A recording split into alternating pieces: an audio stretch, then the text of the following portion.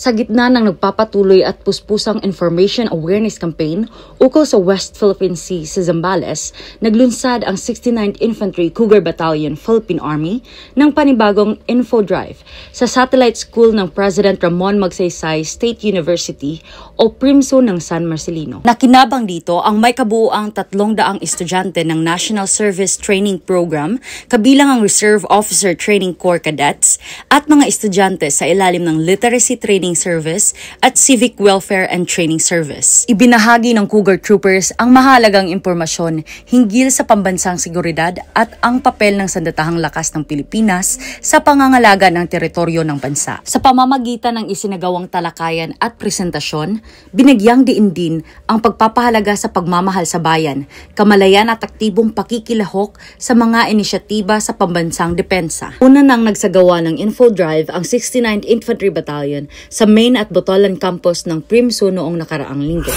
Matatandaan rin na binigyang diin ni Major General Joseph Norin Pasamonte, Commander ng 7th Infantry Division sa kanyang pagbisita sa unit kamakailan, ang hamon para sa Cougar Troopers na mas patatagin pa ang pagkakaisa sa gitna ng issue ng West Philippine Sea.